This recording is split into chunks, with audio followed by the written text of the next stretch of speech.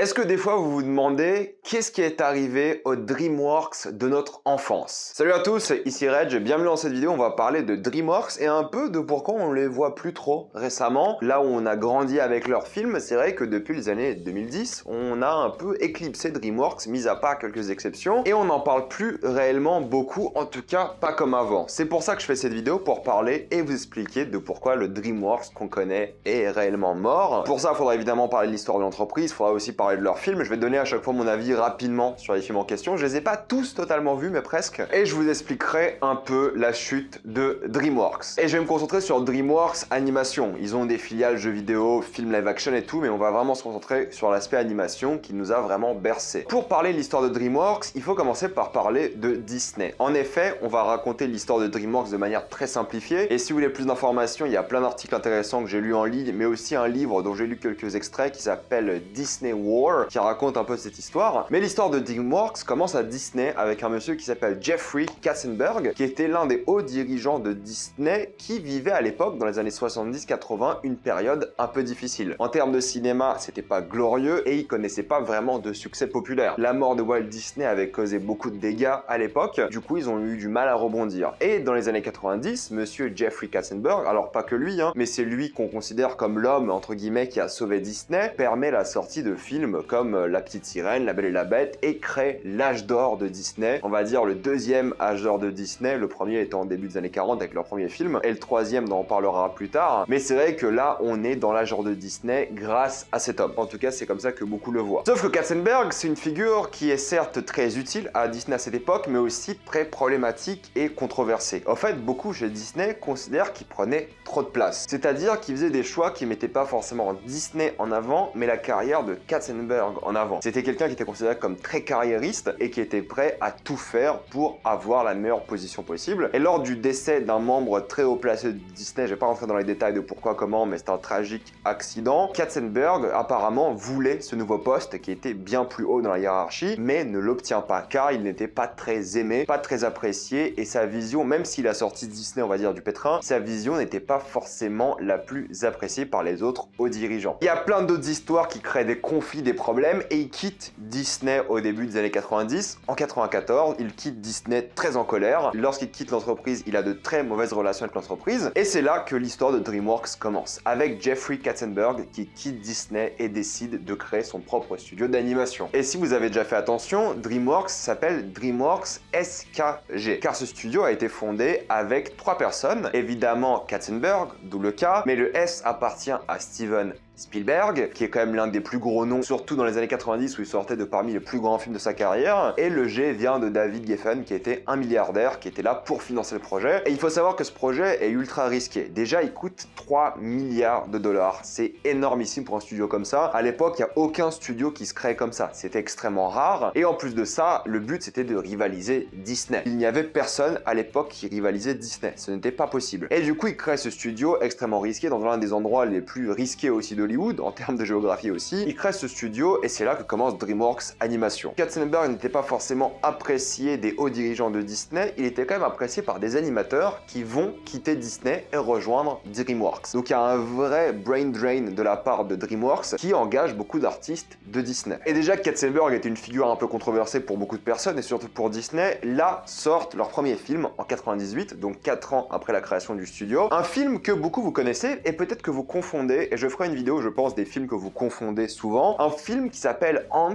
ou Fourmise en français, que vous confondez peut-être souvent avec Bugs Life ou Mille et une pattes. Et c'est là qu'au fait DreamWorks a commencé à être extrêmement controversé. Fourmise est un film très controversé car les deux projets étaient en cours de production et le marketing avait commencé. Les gens savaient que ces films sortaient. Mille et une pattes avait déjà défini sa date de sortie et ce qu'a fait DreamWorks, c'est qu'ils ont sorti Fourmise 3 mois avant. Ce qui a évidemment énervé Pixar qui sont à l'origine du film, ils étaient fous de rage, tellement que Steve Jobs est intervenu, qui bossait d'ailleurs beaucoup pour Pixar à l'époque, et aussi John Lasseter, qui était la tête de Pixar à l'époque, qui était aussi très énervé. Et ce qui est un peu dommage, parce qu'en fait, ces gens-là se connaissaient. Ils étaient pas forcément proches, mais ils ont beaucoup travaillé ensemble, et ils se connaissaient, et ils étaient fous de rage par rapport à la sortie de ce film. Et l'excuse que Katzenberg dit à l'époque, c'est que lui devait sortir avec DreamWorks le film Le Prince d'Égypte. Sauf qu'apparemment, Mille et une pattes était sorti exprès à cette date pour embêter la sortie du Prince de l'Égypte. Du coup, pour ce venger, Katzenberg a sorti Fourmise un peu avant. Vous allez me dire que entre Mille et une pattes et le Prince de l'Égypte, il n'y a pas trop de similitudes. Mais en vrai, si c'est des films d'animation, les gens vont pas forcément voir des films d'animation et il y a forcément une concurrence. Surtout que tu as un Pixar et un DreamWorks. Un jeune studio comme ça ne pouvait pas sortir dans l'ombre d'un géant. Même si Pixar c'était les débuts, ils étaient quand même bien soutenus par Disney à l'époque aussi. Et évidemment, là, ça crée plein de conflits avec Pixar, Disney. Et le pire dans cette histoire, c'est qu'apparemment, le script, enfin en tout cas l'idée de Mille et une pattes, a été racontée à Katzenberg. Alors ça, c'est pas sûr, c'est des rumeurs, mais apparemment, il était au courant de ce film. Il savait que Mille et une pattes allait sortir en 1993 et il a, d'après beaucoup de personnes, volé l'idée et fait Fourmise. Ce qui en soi, si tu regardes l'histoire de Katzenberg avec Disney et Pixar, serait logique. Il voulait se venger de ses studios et il a sorti un film extrêmement similaire quelques mois avant. Alors que le film à la base devait pas sortir avant Mille et une pattes, mais après. Mais il a été avancé. Donc c'était clairement la provocation, ce qui est pas du tout bien vu. Et même si Mille et une pattes fait mieux au box-office que Fourmise, il faut savoir que Fourmise, c'est un film que moi j'apprécie quand même beaucoup, peut-être même plus que Mille et une pattes, car Fourmise, c'est un peu une analogie de la société, le fait qu'on soit tous des fourmis, qu'on vive des choses un peu similaires et tout. Là, au Mille et une pattes, c'était un film bien plus familial, bien plus sympathique. Mais bon, c'est les débuts de DreamWorks, ils sortent un film qui marche plutôt bien, que je vous conseille pour le coup, Fourmise, et un autre film que moi j'adore, c'est Le Prince de l'Égypte, qui est aussi un succès assez relatif, mais c'est vraiment un film que moi j'aime beaucoup. C'est un film d'animation vraiment intéressant et marquant et super bien foutu. Et honnêtement, si vous ne l'avez pas vu, foncez dessus, il est vraiment bien. Donc là, on est vraiment fin des années 90 et DreamWorks commence plutôt bien. Ils arrivent à concurrencer un petit peu Disney, ils arrivent à faire pas mal d'argent, c'est plutôt cool. Sauf que là arrive un énorme problème, arrive Eldorado, qui est un film aussi que je trouve trop bien, mais qui a été un gigantesque flop. Allez le voir, il est vraiment cool, mais ce film a failli couler DreamWorks. DreamWorks, après le flop monumental de ce film, devait presque arrêter de faire des films, tellement c'était problématique. Mais à ce moment-là, il y a une opportunité. C'est-à-dire que Disney arrive un peu à la fin de son âge d'or. Disney n'a plus forcément le vent en poupe et galère un petit peu. Et là, c'est une opportunité pour DreamWorks de sortir un film qui puisse tout changer. Et c'est exactement ce qu'ils font. Au début des années 2000, DreamWorks sort un film qui s'appelle, et que vous connaissez évidemment, c'est leur film le plus connu qui a tout changé, Shrek. Shrek, c'est un film qui est particulier parce que c'est un énorme succès au box-office, c'est vraiment un énorme succès et c'est le premier film qui pose vraiment problème à Disney et à Pixar. Il gagne l'Oscar du meilleur film d'animation et il bat tous les films d'animation cette année-là au box-office et ça instaure DreamWorks comme une boîte qui a énormément de potentiel. Et le pire dans cette histoire, c'est que Shrek, c'est un projet de vengeance. Là où Fourmise l'était aussi, d'après certaines rumeurs, Shrek, c'est littéralement un film qui se moque constamment de Disney. Dès la première scène, on se moque de Disney et tout le film est une moquerie des films d'animation classiques Disney. Donc le fait que ce film fasse plus d'argent, le fait qu'il gagne l'Oscar et qu'il se moque ouvertement de Disney et qui a un succès critique et populaire incroyable, ça fait évidemment chier Disney. Mais DreamWorks, ils sont grave contents. Ils disent, bah super, on a un film incroyable, et il est incroyable, Shrek, hein, l'un des plus grands films d'animation de l'histoire, c'est maintenant ou jamais. Même si juste après, ils sortent des films qui flopent totalement, Spirit, que moi je trouve très bien et je vous le conseille, et Simbad, que j'ai pas vu depuis très longtemps, mais lorsque j'étais enfant, j'adorais ce film. Ces deux films-là ont énormément floppé, mais c'est pas grave. Ils ont fait tellement d'argent avec Shrek qu'ils pouvaient vraiment encaisser ces deux défaites. Et c'est là qu'ils enchaînent avec Shrek 2, qui a un succès colossal, qui touche presque le milliard de dollars, ce qui était presque du jamais vu à l'époque pour un film d'animation. C'est un énorme succès critique, populaire, tout le monde adore ce film et c'est pour moi parmi l'un des meilleurs films d'animation de tous les temps. Je sais pas si je préfère au premier, le premier est quand même assez unique et le deuxième c'est plus du premier en mieux d'après moi, mais les deux sont des films exceptionnels et là ils ont un succès monstrueux, phénoménal. Ils ont pas forcément de récompense avec Shrek 2, mais tout le monde va le voir, tout le monde adore et quelque chose est né là. Là, Shrek 2 confirme la position de DreamWorks dans le game de l'animation, c'est une évidence. Et en même temps, DreamWorks, même s'ils ne produisent pas forcément ces films, ils travaillent pas mal avec Hardman Animation, qui ont produit Chicken Run, Wallace et Gromit et Souris City sur les années qui viennent, qui ont tous été plus ou moins des succès, sauf Souris City qui n'était pas terrible, mais les deux films d'avant étaient de véritables succès. Et là, c'est l'âge d'or de DreamWorks, ils sortent que des films qui sont des succès critiques et populaires et au box-office. Gang de requins, super cool film, pas forcément mon préféré du tas, mais ils enchaînent avec Madagascar qui est trop bien. Même l'un des moins connus, Nos voisins les hommes, marche plutôt bien pour DreamWorks. C'était à eux d'avoir le vent en poupe. Shrek 3 arrive, qui fait moins que Shrek 2 en termes de box-office, mais il fait quand même énormément d'argent. DreamWorks change un peu de stratégie, ils veulent faire 3 films par an avec chacun 140-145 millions de dollars, et c'est plus ou moins ce qu'ils vont faire pendant quelques années. Kung Fu Panda, trop bien aussi, j'adore cette trilogie. Madagascar 2, aussi un vrai succès, qui est peut-être un peu moins bien que le précédent, mais quand même très cool. Et là, ils signent Shrek 4, qui est un peu, on va dire, aussi la fin de l'âge d'or de DreamWorks, DreamWorks. Ils ont une décennie absolument exceptionnelle, quelques petits flops à droite à gauche, mais rien de bien grave. Et là, Shrek 4 signe la fin de leur licence Shrek, et à partir de là, tout commence un peu à se casser la gueule. Parce que même si les gros films protègent un peu quelques flops, il faut des gros films. Parce qu'au final, ces films coûtaient cher, mais rapportaient beaucoup d'argent. Sauf que l'animation coûtait de plus en plus cher aussi. Les frais de marketing aussi, du coup, fallait dépenser plus d'argent pour des films. Sauf que là arrivent deux gros flops pour DreamWorks, c'est le B-Movie, qui est pas bien du tout pour le coup, j'aime pas du tout ce film, qui est un énorme flop critique et au box-office. Et là où Nos voisins les hommes avait plutôt bien marché et qui est un film plutôt cool, je vous le conseille aussi, Monstre contre Alien, je suis pas trop fan pour le coup, et c'était aussi un gigantesque flop. Du coup là, deux films comme ça qui coûtent cher, qui flopent à peu près au même moment, c'est problématique. Mais bon, en 2005, ils sont quand même rachetés par Viacom Paramount, ils sont une énorme société, donc il n'y a aucun problème normalement financièrement, normalement. Ils se font racheter en 2005, Paramount les aide à distribuer leurs films, et ça se passe plutôt bien, jusqu'au moment où ça s'arrête de bien se passer. Paramount et DreamWorks ont quelques petits soucis. Au niveau de la distribution, c'est assez problématique entre eux, ils sont pas d'accord sur les pourcentages qu'il faut payer, des choses comme ça. Et DreamWorks décide pas de quitter Paramount parce qu'ils sont quand même possédés par Paramount, mais de faire leur distribution avec la Fox. Mais dans les années 2000, ils sont grave confiants. Ils rejoignent la Nasdaq, la bourse, et globalement, tout marchait bien pour eux financièrement dans la direction de l'entreprise et avec la société mère Paramount Viacom qui les a achetés. Tout allait bien, il n'y avait aucun souci à se faire. Sauf que là s'accompagne une douce et amère redescente de DreamWorks pour une raison principale aussi, c'est le retour en force de Disney. Les années 2000, Disney ne fait pas grand chose. Ils ont vraiment du mal, sauf qu'en 2010, ils reviennent avec Réponse, qui est peut-être pas le plus gros succès au box-office, mais qui crée le dernier âge d'or de Disney, l'âge d'or qu'on est en train de vivre, on va dire, avec Réponse, La Reine des Neiges, qui, La Reine des Neiges, est un succès colossal. C'est un film qui a clairement marqué la pop culture. De l'autre côté, même si moi j'aime beaucoup ce film et cette trilogie, il y a Dragon qui sort qui n'est pas réellement un succès. Ça va, mais c'est pas ouf. Megamind, que moi je trouve un peu sous-coté pour le coup, c'est un film que j'apprécie beaucoup, c'est aussi un énorme flop. Kung Fu Panda 2, ça va, mais il fait quasiment le même score que le prédécesseur, ce qui est toujours un peu décevant pour une suite parce que tu veux qu'une suite fasse plus. Là, ça déçoit pas mal DreamWorks et ça ne fait pas plus, malheureusement. Le Chapeauté s'en sort plutôt bien aussi, mais c'est vrai que pour un spin-off de leur franchise la plus populaire, c'est pas incroyable non plus. D'ailleurs, Chapeauté, super sympa, mais c'est considéré par l'entreprise tout de même comme un succès. Par contre, Madagascar, là, les sort un peu des problèmes avec un énorme succès avec le troisième, et une suite est même prévue, Madagascar 4, vous en rappelez? Mais malheureusement, là où dans les années 2000, ils avaient pas mal de gros succès pour un peu compenser les flops, là, ils ont pas grand chose, et on va dire, ils ont Madagascar 3 pour compenser tout le reste. C'est pas possible. Et là, sort un film qui va aussi énormément les plomber, c'est Rise of the Guardians, je sais plus du tout c'est quoi le titre français, c'est un énorme échec, et le film est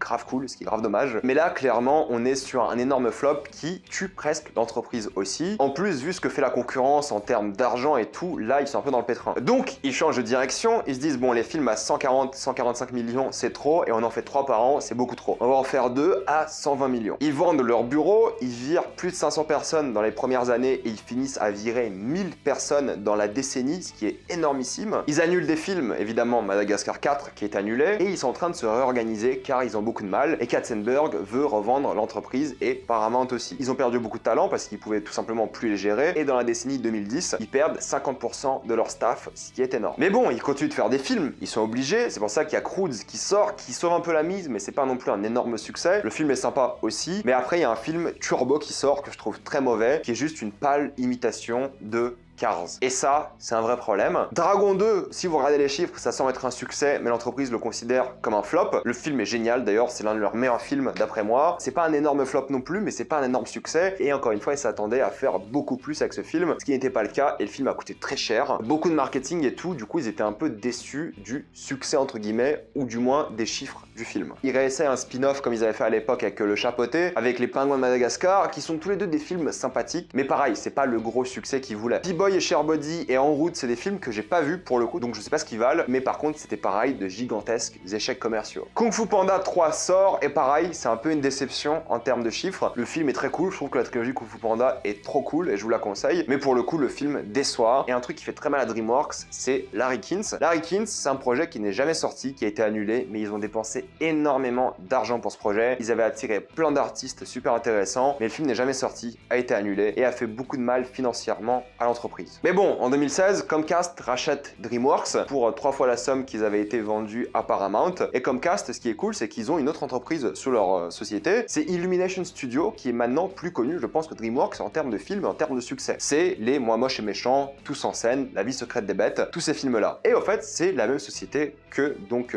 DreamWorks, enfin, société mère est la même. Et le PDG de Illumination, Chris Meledandri, va pas mal bosser avec Katzenberg et donc DreamWorks. Ils vont aussi annuler Croods, mais vont le refaire par la suite parce que Croods 2 est en effet sorti. Mais je crois qu'ils ont aussi décidé d'annuler les suites. Peut-être le 2 était déjà en production. Ça, j'étais pas sûr, j'ai pas vraiment réussi à trouver exactement l'information. Mais peut-être ils ont changé d'avis parce que Croods 2, enfin bref, on en parlera. Mais c'est vrai que bon, il y a une stratégie qui évolue avec l'achat de Comcast. Mais depuis 2016, c'est vrai que DreamWorks, il y a plus grand chose. Quand je vous dis Les Trolls, Baby Boss, des films sympathiques, ça va. Des films qui sont plus ou moins des succès, ça passe. Mais après, ils enchaînent des films comme Captain Super Sleep, qui est un énorme flop. Dragon 3, qui est considéré comme un flop, qui est pas ouf, je trouve. Moi, j'ai pas été très fan de ce film. Ça va, mais bon, je trouve que le flop était pas forcément mérité. C'est une franchise cool, mais le film est pas ouf. Et Abominable, que je n'ai pas vu pour le coup. Et en plus, Katzenberg, à l'époque, essaie de mettre en avant la plateforme Quibi, plateforme de streaming, qui ferme même pas un an, je crois même 6 mois après son ouverture. Donc là, vraiment, ils enchaînent flop sur flop et ils arrivent plus à avoir de gros succès. Dans les années 2010, un gros succès, ils en ont pas vraiment eu, comme Madagascar 3. Alors qu'à côté, Disney s'en sort super bien, Illumination Studios s'en sort super bien. Il y a plein de concurrents qui s'en sortent bien. Même Netflix commence à arriver dans le game avec Klaus, avec Mitchell contre les machines qui est sorti récemment, Sony avec les Hôtels Transylvanie qui ont plusieurs suites, Spider-Verse. Donc là, ils sont en train de se faire bouffer par la concurrence, ils n'arrivent pas à avoir un gros succès. Mais ils sortent quand même des films, hein. Ils sont obligés, il y a Troll 2 qui sort, mais bon, durant la période Covid, c'est difficile d'estimer si c'est un succès ou pas. Apparemment, c'était un succès en VOD. Croods 2, pareil, Covid, et Baby Boss 2 qui est sorti aussi. Et écoutez, les 3 derniers films cités, je ne les ai pas vus, parce que c'est pas des franchises qui moi m'intéressent. Et il y a aussi Spirit qui est sorti, alors oui, je vous jure, qui est apparemment une adaptation de la série de l'époque, qui était une adaptation du film de l'époque. Je ne l'ai pas vu, et honnêtement, ça m'intéresse pas vraiment. Mais bon, période Covid, c'est difficile de juger un peu si c'est des gros flops ou pas. Et si vous réfléchissez un peu à DreamWorks depuis, on va dire, les années 2010, mis à part les spin-offs type Chapeauté ou